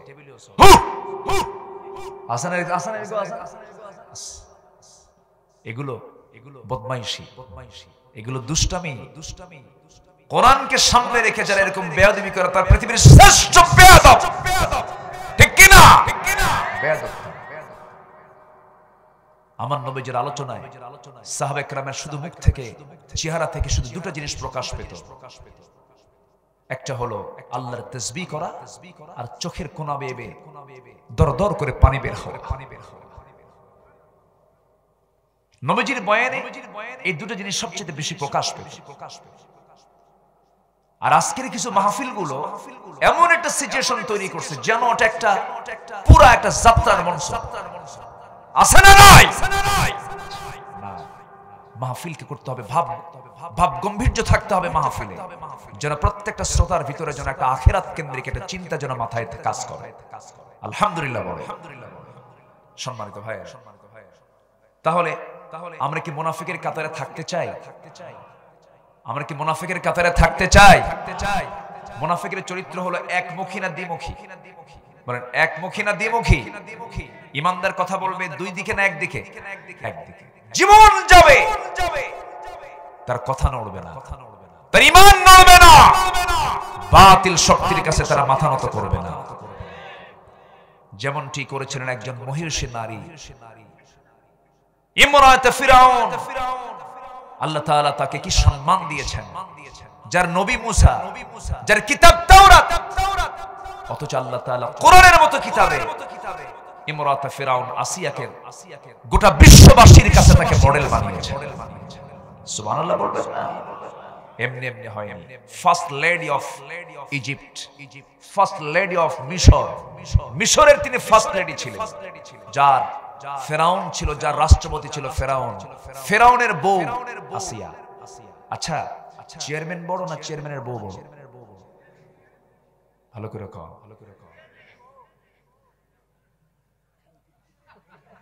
বলেন, হেড অফিস কোনটা বলেন? হ্যাঁ, এত সস্তা না কিন্তু। যত বড়ই আপনি নেতা হন, বইয়ের কাছে কায় এত সস্তা না। যত বড়ই হুজুর হন না কেন, বইয়ের কাছে হুজুরগিরি দেখাতে গেলে বলে তুমি কত বড় হুজুর আমার জানা আছে। কথা বোঝেন? বউ কিন্তু বিশাল বড় একটা ফ্যাক্টর। অনেক বউ স্বামীকে জাহান্নামে নিয়ে যাবে। যাবে না? জাহান্নামে নিয়ে যাবে না? নিয়ে যাবে। ইমরাতে ফিরাউন, আল্লাহ রাব্বুল আলামিন তার নামটা নেন নাই, কোন নারীর নাম কোরআনে নাই, শুধু একজন নারী ছাড়া। সেই নারীর নামটা আসতো না যদি তার স্বামীটা থাকতো, অথবা পৈতৃক পরিচয় যদি ঈসা আলাইহিস সালাম আসতেন। তার পিতার পরিচয় না থাকার কারণে আল্লাহ তাআলা মারিয়ামকে এখানে কোট করেছেন ঈসা ইবনু মারিয়াম। তাফসীর আসছে মারিয়ামের নামটা আসার একটা বড় জরুরত থাকার কারণে তার নামটা এসেছে। কোন মহিলার নাম আল্লাহ রাব্বুল আলামিন কোরআনে উল্লেখ করেন নাই, শুধু ইশারা দিয়ে তাদের কথাগুলো তুলে ধরেছেন। একজন সাহাবীর নাম শুধু আসছে যায়েদ, ফাকালা যায়েদুম মিনহা। কোন সাহাবীর নাম কোরআনে আসে নাই, শুধু ইশারা ইঙ্গিতে চলে এসেছে। আমার বন্ধুগণ, ইয়াসির আলাইহিস সালাতু ওয়াস সালাম একজন কাফেরের ঘরের বউ হওয়ার পরেও ঈমান আছে না নাই? আর আজকের অনেক মুসলিম পরিবারের বউ, তাদের মধ্যে ঈমান আসতে বলে, ঈমান নাই। ঘরের মধ্যে বসে থেকে সিনেমা হল বানায় রাখছে, আছে না? সপ্তাহে 72 ঘন্টা টেলিভিশনের সামনে বসে থাকে, সারাদিন ফেসবুক চালায়। কি চাকরি? ফেসবুক চালায়। এখন তো বড় চাকরি এটা, অবসর কর্ম। সারাদিন ডিভাইস নিয়ে বসে আছে। এরকম লোকের পরিমাণ এখন কম না বেশি? বলেন, কম না বেশি? বেশি। পৃথিবী এখন এরকম, পৃথিবীবাসী এখন কোথায়? এরকম। এটার গোলাম হয়ে গেছে আজকে মোবাইলের। আপনি যদি মোবাইলের গোলাম হন, মোবাইল ব্যবহার করা আপনার জন্য হারাম। আপনি চালান, ঠিক আছে, মোবাইল আপনাকে চালায়, আপনি ঠিক না। আমার কথা কি বোঝা যাচ্ছে? আমি কথাগুলো কিন্তু শুধু আপনাকে শোনাচ্ছি না, গোটা পৃথিবী শুনছে। গোটা পৃথিবী এই আলোচনাগুলো কালকে সব চলে যাবে। আজকে এই মোবাইল অসংখ্য পরিবার আগুন ধরিয়ে দিয়েছে, অসংখ্য পরিবার তছনছ হয়ে গেছে। চেয়ারম্যান সাহেবরা ভালো জানেন, ঠিক আছে না? শেষ। কার বউ কি নিয়ে যায়? আমি কি ভুল বলতেছি? ঘটককে মোবাইল, কার বউকে নিয়ে যাচ্ছে। দূরত্ব যতই হোক কাছে থাকো, স্লোগান তো দিছে, দূরত্ব যতই হোক কাছে থাকো। চুয়াডাঙ্গা মাহফিল আমার, আমি যা খাইতে বসছি, মাহফিলে উঠবো, এক মুরব্বী এসে বলতেছে, হুজুর আমার বড় মেয়ের জন্য দোয়া করে। জি আলহামদুলিল্লাহ, দোয়া করি। তো আপনার বড় মেয়ের কি হয়েছে, কি সমস্যা? হুজুর মেয়েটাকে বিয়ে দিছে বহু দূর, কোথায়? ঠাকুরগা। চুয়াডাঙ্গার মানুষ ঠাকুরগা মেয়েকে বিয়ে দিলেন, বিয়ের ঘটককে? হুজুর মোবাইল। ঘটককে? তো বললাম মোবাইল কিনে দিলেন কেন? হুজুর দিতে চাইনি তো, সায়েন্সে পড়ে, অনলাইনে ক্লাস, মোবাইল কিনে দিলাম। অনলাইনে ক্লাস করতে করতে যে আরেকটা ক্লাস খুলছে তা তো জানে না। মেয়ে নাই, 3 দিন কোনো খোঁজ খবর নাই। 3 দিন পর বলতেছে মুরব্বী, 3 দিন পর ফোন আসলো। ফোন ধরেই বলতেছে, আব্বু আমরা ভালো আছি। কি বলতেছে? আমরা মানে কি? আমরা মানে কি বলেন? ছিল আমি, হয়ে গেছে কি আমরা। এখন আব্বাকে বলে, আব্বা রাগ করো না, যা হয়েছে হয়েছে, আমরা সকল আইনি কাজ সম্পূর্ণ করে ফেলেছি, মানে আইনের হুমকিও দিচ্ছে। কি কথাকে বুঝতেছেন আপনারা? আজকে কোথায়, আজকে সমাজ কোথায়? আমাদের সচেতন হওয়ার দরকার আছে না নাই? আসতে বলবেন। আজকে ইতিহাস মেয়েরা জানে না। বাচ্চাদেরকে ক্লাস 6-7 এ শেখায় কি জানেন? বিছনা কেমনে গোছান লাগে, আর শারীরিক পরিবর্তন কেমনে হয়। ঠিক আছে না? শারীরিক পরিবর্তন কেমনে হয়। আর পরের অধ্যায় হলো এসো বন্ধু হই। এসো কি হই? বন্ধু হই। প্রত্যেকটা ইউনিভার্সিটির ক্যাম্পাস হলো নোংরা প্রেমের আড্ডাখানা। ওপেন সিক্রেট, ছেলে মেয়েকে নিয়ে বসে ঘন্টার পর ঘন্টা গল্প করে, বুকে বুক মিলে, হাতে হাত মিলে, চোখে চোখ মিলে, ঠ্যাঙের উপরে মাথা দিয়া তুমি আমার আমি তোমার চলছে। পার্শ্বে পুলিশ পাহারা দিয়া কয়, ভালো করে করো, আমরা পাহারা দিচ্ছি। আমি কি ভুল বলছি? এগুলো হারামকে দেখে আমাদের আর হারাম মনে হয় না, অপরাধকে দেখে আর অপরাধ মনে হয় না। কোন এক বেচারি তার মেয়েকে বিয়ে দিছে হলো ঢাকার ট্যানারি এলাকায়, মেয়েকে বিয়ে দিছে। ট্যানারি এলাকায় যারা গেছেন দুর্গন্ধে খেতে পারবেন না। ওই যে ট্যানারি বুঝলেন তো, চামড়ার এলাকা, প্রচন্ড দুর্গন্ধ। ওই এলাকার মানুষ থাকতে তো বিয়ে দেওয়ার পর মেয়ে ফোন দিয়ে বলে, আব্বা তাড়াতাড়ি আমারে নিয়ে যাও, আমি আর থাকবো না এই জায়গায়, এই গন্ধে আমার পেট ফুলে উঠলো। মা একটু থাকো, নতুন বিয়ে হয়েছে, কয়েকদিন পর নিয়ে আসবে। 14-15 দিন পর বলতেছে, মা তোমাকে নেওয়ার জন্য আসতে। আব্বু তোমার আসার দরকার নাই, এই গন্ধে এখন আমার খুব ভালো লাগে। আজকে আমাদের চোখে সুদ ভালো হয়ে গেছে, বেপরদা ভালো হয়ে গেছে, নোংরামে ভালো হয়ে গেছে। যাদের কাছে এগুলো ভালো লাগে তারা কি ইমানদার না মুনাফিক? ইমানদার না মুনাফিক? কষ্ট পাচ্ছেন? শোনেন, আমাদের কাজ হলো অসুস্থ হলে আমরা ডাক্তারের কাছে যাই। ডাক্তার কি করে? রোগ নির্ণয় করে ডায়াগনস্টিক সেন্টারে নিয়ে সব চেকআপ কইরা রোগ বের করে এরপরে ট্রিটমেন্ট করে। আমাদের দায়িত্ব হলো সমাজের কোন কোন ভুলগুলো আছে মাহফিল আমাদের ধরার দরকার আছে না নাই? এই জন্য কথাগুলো বলতেছি। দেখেন আসিয়া কার বউ? বলেন কার বউ? একটা কাফেরের ঘরের তিনি স্ত্রী। অথচ আসিয়া আলাইহিস সালাম ওই ঘরে থাকার পরেও হককে তালাশ করেছেন, ঈমানকে সার্চ দিয়েছেন, জান্নাত খুঁজে পাওয়ার জন্য চেষ্টা করেছেন, আল্লাহকে খুঁজে পাওয়ার জন্য চেষ্টা করেছেন। ঈমানদার কি হতে হবে? গোচি মাছের মতো, বাইম মাছের মতো। গোচি মাছ চিনেন তো নাকি? হ্যাঁ, এটা এলাকায় তো গোচি মাছই কয়। আমাদের ভাষা তো খুব একটা তফাৎ না। আমার যদিও অবস্থান ঢাকায়, জন্মস্থান সুঘাটি ইউনিয়ন। নাম শুনছেন কিনা? ওই মির্জাপুর এরিয়া, ওই পাশে। ভাষা প্রায় এক, তবে আমাদের ভাষার সাথে আবার সিরাজগঞ্জের ভাষার কিছু মিল আছে। গেদা কেবা বাক্কাই যাও হোগা, এরকম করে ওরা একটু কথা বলে। আবার বগুড়ার ভাষার সাথে আবার এই এলাকার ভাষার মিল আছে, মনে হয় না? নন্দীগ্রামের অঞ্চলের সাথে বগুড়া শহরের ভাষার কিছু মিল আছে। কত ভাষা কে দিয়েছেন বলেন তো? আসতে বলবেন না, কে দিয়েছেন? আল্লাহ দিয়েছেন। তবে সবচাইতে সুন্দর ভাষা হলো নোয়াখালী, তাই না? খুব কঠিন ভাষা। চিটাগাং আরো কঠিন। সিলেট আরো কঠিন। আমারে সিলেটে নিচে মাহফিলে আমারে বলে, হুজুর সুটকা গু খাবেন না ভিজা গু খাবেন?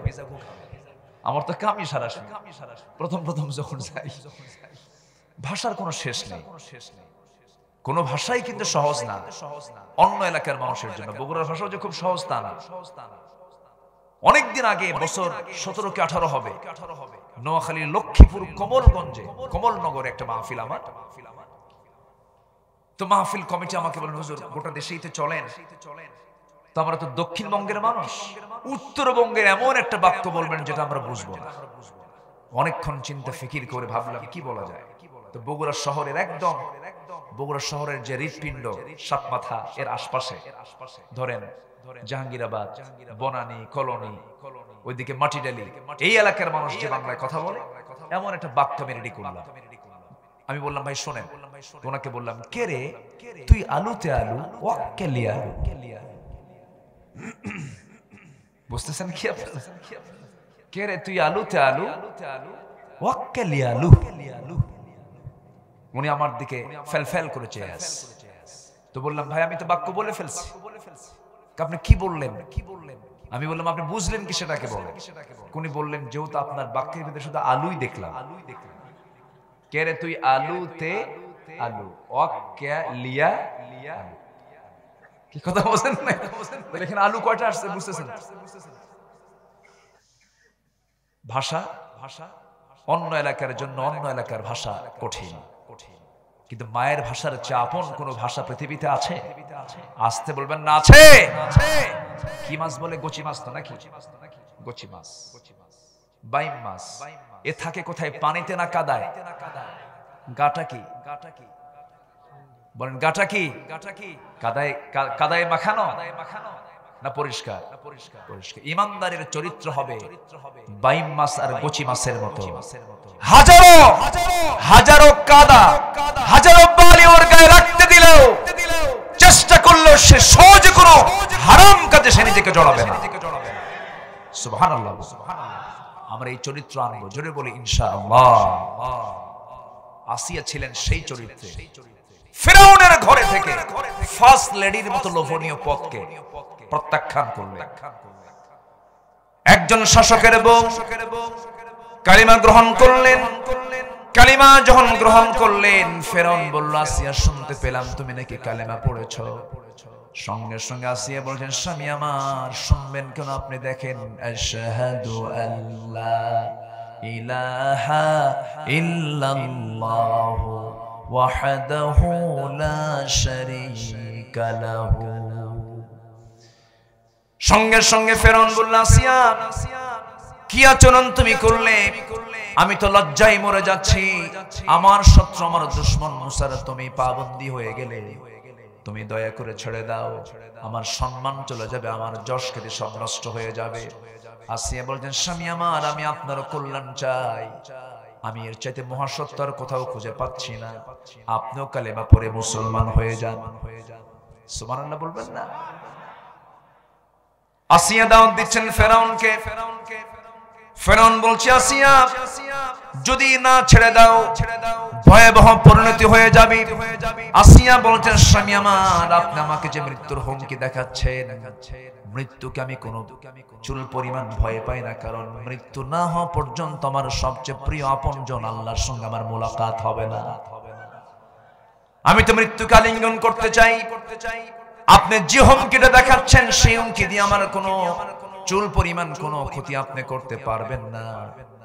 ফিরআউন সঙ্গে সঙ্গে তার দাসীকে ধরে ফেললো, দাসীকে তার সামনে নিয়ে আসলো। দাসীকে নিয়ে এসে হাতের মধ্যে পেরেক ঢুকালো, পায়ের মধ্যে পেরেক ঢুকালো, চার হাত পা চারদিকে টান টান করে বেঁধে দিয়া অঙ্গহানি করে একটা একটা করে অঙ্গ কেটে কেটে দাসীকে দুনিয়া থেকে বিদায় করলো। এবার বলছে, আসিয়া এই রিমান্ড তো দেখতে পেলে, এর চেয়ে ভয়ঙ্কর রিমান্ডে নিয়ে তোমাকে আমি টুকরো টুকরো করে দুনিয়া থেকে বিদায় করে দেব। আসিয়া বলছেন, স্বামী আমার, আমার প্রতি অত্যাচার যত বাড়বে আমার ঈমান তত মজবুত হয়ে যাবে, আমার তত ঈমান মজবুত হয়ে যাবে। কিন্তু আজকের যুগের মুসলমান একটু টাইট কোন পরিবেশ আসলে পরে, প্রতিকূল পরিবেশ আসলে বলে ভাই আমি তো তোমার দলেই আছি। আসতে বলবেন না আছে না নাই, আসতে বলবেন না আছে না নাই। একটা প্রেক্ষাপট আমার মনে পড়ে গেছে, হাতিব ইবনে বালতা রাদিয়াল্লাহু তাআলা আনহু ওই হুদায়বিয়ার সন্ধির চুক্তি যখন ভঙ্গ করে, আমার নবীজি মক্কা বিজয় করবেন, মক্কায় তিনি আক্রমণ করে বসবেন, এমন চিন্তার কথা হাতিব ইবনে বালতা তার স্ত্রী সন্তানদের সুখের জন্য যখন ওই গায়িকা ওই মহিলার কাছে যখন একটা চিঠি দিয়ে ফেললেন, আল্লাহর পক্ষ থেকে আয়াত নাজিল হয়ে গেল। আমার নবীজি সাহাবে কেরামকে পাঠায়া দিলেন, ওই মহিলাকে ধরে সেই চিঠি উদ্ধার করা হলো। রাসূল বললেন, হাতিব তুমি কি এমনটা করেছো? হ্যাঁ করেছি। কেন? আমার সন্তানগুলো, আমার স্ত্রীগুলো মক্কায় রয়ে গেছে, আমি জানি আপনার বিজয় হয়ে যাবে, কিন্তু আমি আমার সন্তানদের সুখের জন্য, তাদের কিছু দুনিয়ার কিছু কল্যাণের জন্য আমি এমন একটা কাজ করে ফেলেছি। আল্লাহর সঙ্গে সঙ্গে আয়াত নাযিল করে বললেন, লাইয়ান তানফাআকুম আরহামুকুম ওয়ালা আওলাদুকুম ইয়াওমাল কিয়ামাহ ইয়াফসিলু বাইনাকুম ওয়াল্লাহু বিমা তা'মালুনা বাসীর। জোরে বলুন আল্লাহু আকবার। সূরাতুল মুমতাহিনা আয়াত নাম্বার 4। সন্তান তোমাদের কোনো কাজে আসবে না, পরিবার পরিজন তোমার কোনো কাজে আসবে না, কাজে আসবে একমাত্র কার সাহায্য? আসতে বলবেন না কার সাহায্য? আজকে আমরা সন্তানদের সুখের জন্য, পরিবারের সুখের জন্য রাতকে দিন করছি, কোটি কোটি টাকা সম্পদ হয়তো কামাই করলাম। আপনি যদি হারাম উপায়ে কামাই করেন, সন্তানের উপকার হবে, আপনার কোনো উপকার হবে না। কি লাভ হবে রে ভাই? আপনি করলেন হারাম কামে, আপনাকে জাহান্নাম যেতে হবে, ভোগ করবে সন্তান। এই জন্য সন্তানদের উপকার করতে গিয়ে নিজের কোনো ক্ষতি করা যাবে না, পরিবারের কল্যাণ করতে গিয়ে নিজের ঈমানকে বিক্রি করে দিয়ে কোনো কাজ করা যাবে না। আল্লাহ তাআলা এটাই যুগ যুগ ধরে কিয়ামত পর্যন্ত মানুষ যেন বুঝতে পারে, আল্লাহ তাআলা এই প্রেক্ষাপটটা আল্লাহ তাআলা এই জন্য নিয়ে আসছেন।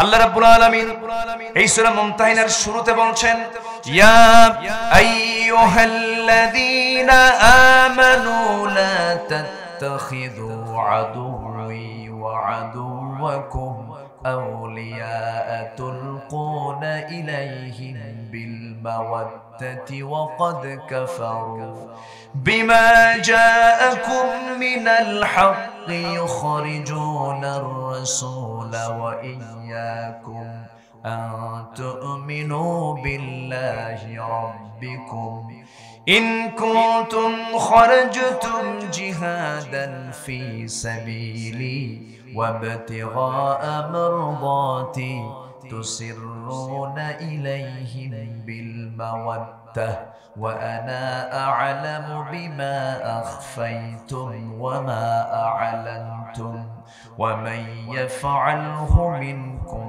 فقد ضل سواء السبيل جربون الله أكبر কিন্তু হাতিব বিন বালতা বদরের যুদ্ধে অংশগ্রহণ করেছেন। আল্লাহু আকবার। রাসূল বললেন, শোনো হাতিব, তুমি বদরে অংশগ্রহণ করেছো, বুঝেছি তোমার বিষয়টা, তবে এই কাজটা অত্যন্ত নিকৃষ্ট পথ, এই কাজ করা যাবে না। আমার বন্ধুগণ, মুসলমানদের যারা দুশমন, তাদের সঙ্গে মুসলমান কখনো সম্পর্ক গড়তে পারে? আসতে বলবেন না পারে। লা তাত্তাখিযুল ইয়াহুদা ওয়ান নাসারা, আল্লাহ তাআলা ইহুদি নাসারাকে বন্ধু বানাতে বারবার নিষেধ করেছেন। যদি করো তোমরা তাদের মতোই হয়ে যাবে। দুঃখজনক, দুঃখজনক, ইসরায়েল যে মিসাইলগুলো মারে ফিলিস্তিনকে, সেই মিসাইল মারার জন্য, বম্বিং করার জন্য, বিমান হামলা করার জন্য যে তেল লাগে, সেই তেল কারা দেয়? কারা দেয়? মুসলমান।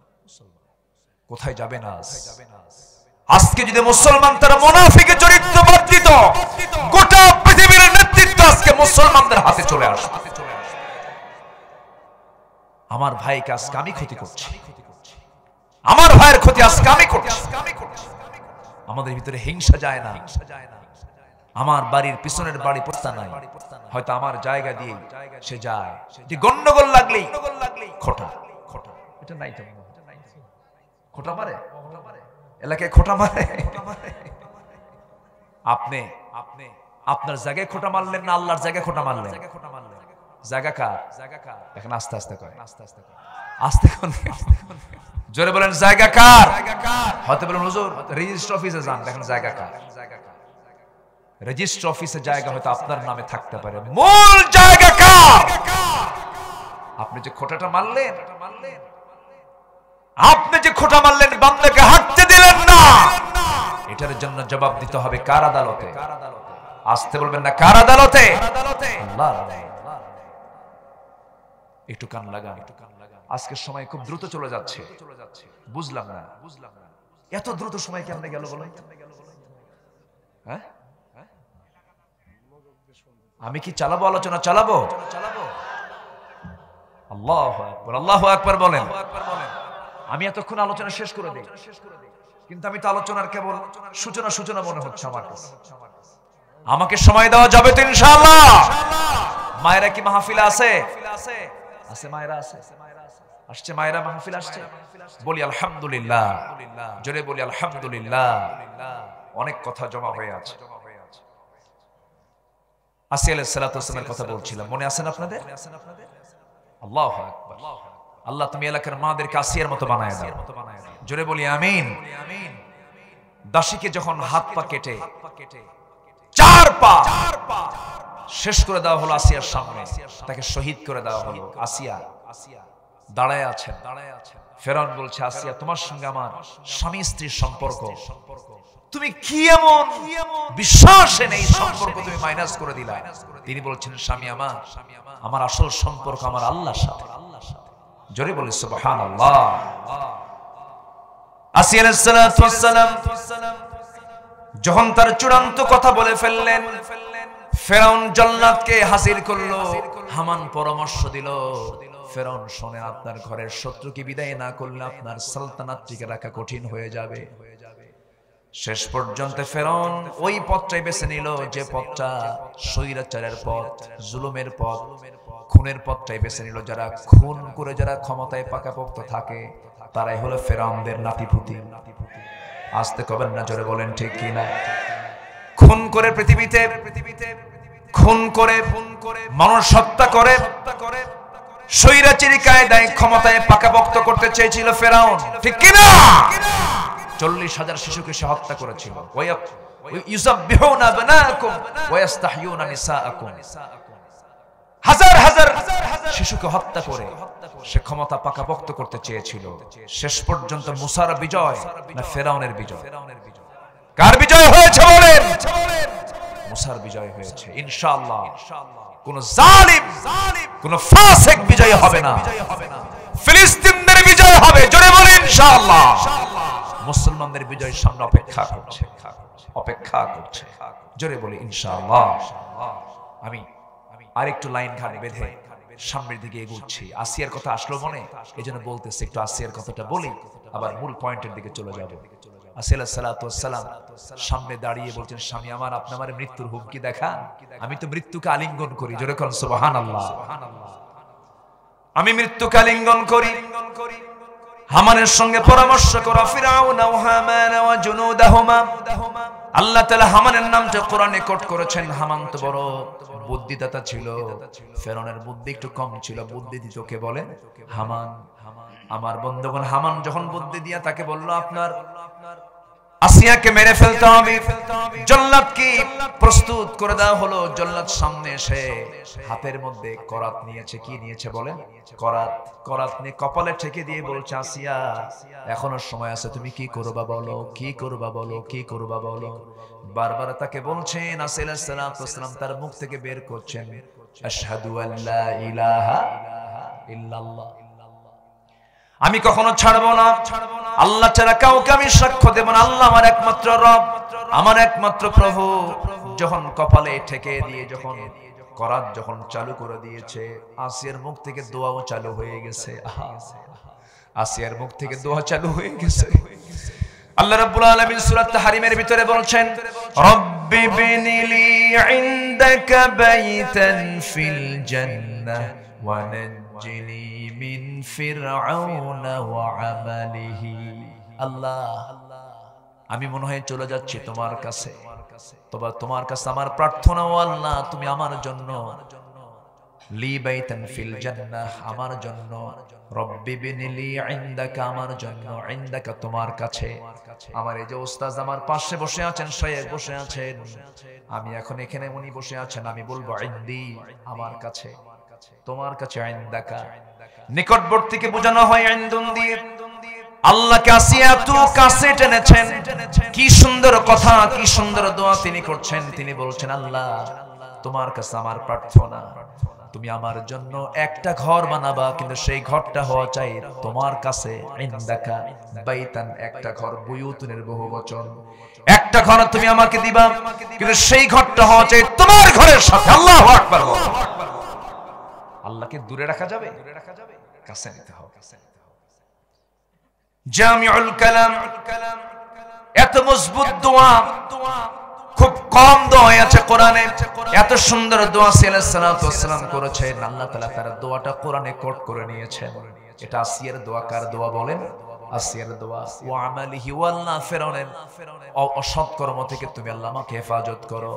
আসিয়া আলাইহিস সালামের কপাল থেকে টপ টপ করে রক্ত পড়তেছিল, রক্তের ফোঁটাগুলো পড়ে আসিয়ার মুখ থেকে আল্লাহর নামগুলো বের হতে থাকে। জিকির করতে করতে আল্লাহর নাম নিতে নিতে দুনিয়া থেকে বিদায় নিলেন, ঈমান হারা হয়ে, না ঈমান নিয়া। বলেন কি নিয়া? বলেন ঈমান নিয়া। আমরা মরতে চাই কি নিয়া? বলেন ঈমান নিয়া আমরা মরতে চাই। ঈমান হারা মরলে তো সব চলে যাবে, সব নিষ্ফল হয়ে যাবে। ঈমান নেই, মরতে হবে। আমার বন্ধু, ঈমানটা খুব যত্ন করে রাখতে হবে। ঈমানের কোনো ক্যান্সার নিয়ে আসা যাবে না। দেহের যেমন ক্যান্সার আছে, ঈমানের তেমন ক্যান্সার আছে। ঈমানের ক্যান্সার হলো মুনাফিকি, ঈমানের ক্যান্সার হলো শিরকি, ঈমানের ক্যান্সার হলো ফুসুকি। এই সমস্ত ক্যান্সারগুলো ঈমানের মধ্যে ঢুকানো যাবে না। ঈমানের ক্যান্সার হলো সুদের কারবার করা, ঈমানের ক্যান্সার হলো ঘুষের কারবার করা। এই সমস্ত কাজগুলো আমরা নিয়ে আসবো না। ঈমানটাকে আমরা রাখবো ভেজাল না ফ্রেশ। আসতে কবেন না, ভেজাল না ফ্রেশ। ফ্রেশ ঈমানটা রাখতে হবে। আল্লাহ রাব্বুল আলামিন এই ব্যাপারে বলছেন, ওয়াল্লাযীনা আমানু ওয়া লাম ইয়ালবিসু ঈমানাহুম বিযুলমিন উলাইকা লাহুমুল আমনু ওয়া হুম মুহতাদুন। ঈমান যারা আনবে, যারা ঈমানকে জুলুম দিয়ে যারা আবরণ করবে না, আল্লাহু আকবার বলেন, এরাই হলো সেফটি, এরাই হলো হেদায়েত প্রাপ্ত, এরাই হলো আমার পছন্দের গোলাম। এইজন্য আমার বন্ধুগণ, ঈমানকে আমরা ফ্রেশ করব। ইব্রাহিম আলাইহিস সালাতু ওয়াস সালামের বাপ ছিল মুশরিক, মুশরিকের ছেলে হলো আল্লাহর নবী। জোরে কোন আল্লাহু আকবার। আর আমরা কার সন্তান? বলেন বলেন আমরা কার সন্তান? ইব্রাহিমের সন্তান। বলেন কার সন্তান আমরা? বলেন ইব্রাহিম কার সন্তান? এই আল্লাহ নিয়ে আসলো কে আবার? ইব্রাহিম কার সন্তান? আজর। হ্যাঁ, আজর কি ছিল? মুশরিক। মুশরিকের ছেলে ইব্রাহিম আল্লাহর পয়গম্বর, আর ইব্রাহিমের ছেলে আমরা। আজকে কি করছি বলেন?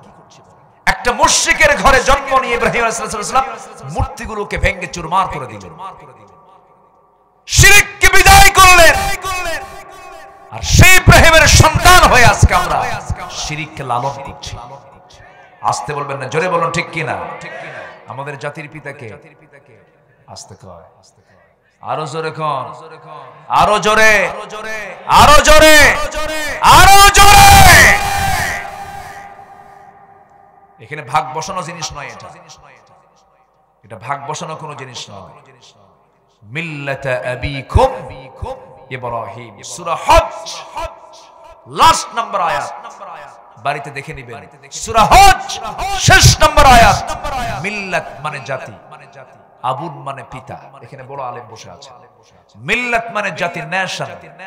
আবুন মানে পিতা, কুম মানে তোমাদের। মিল্লাতা আবিকুম ইব্রাহিম, তোমাদের জাতির পিতাকে। আরো জোরে বলেন, জাতির পিতাকে। ফাউল করা যাবে না, ভুল করা যাবে না। কারণ জাতির পিতা হওয়ার জন্য ইব্রাহিমকে বহু পরীক্ষা দিতে হয়েছে। وَإِذِ ابْتَلَى إِبْرَاهِيمَ رَبُّهُ بِكَلِمَاتٍ فَأَتَمَّهُنَّ, প্রত্যেকটা পরীক্ষায় তিনি ফার্স্ট ক্লাস ফার্স্ট হয়েছে। আল্লাহু আকবার। আগুনে নিক্ষেপ করা হচ্ছে, ইব্রাহিম তোমাকে আগুনে মারবো। ইব্রাহিম বলছে আমি আগুনে পুড়বো, ঈমান ছাড়বো। সুবহানাল্লাহ বলবেন না? আগুনের কাজ কি? বলেন আগুনের কাজ কি? এক সেকেন্ড আগেও জানতেন না ইব্রাহিম আলাইহিস সালাম আগুন আমাকে জ্বালাবে না। উনি জানতেন না, উনি জানতেন না। উনি ভেবেছেন আমাকে পুড়িয়ে আমাকে মরতে হবে, ঝাঁপ দিয়েছেন, ফেলে দিয়েছে। ঈমান তাকে রক্ষা করেছে। সুবহানাল্লাহ বলবেন না? ঈমান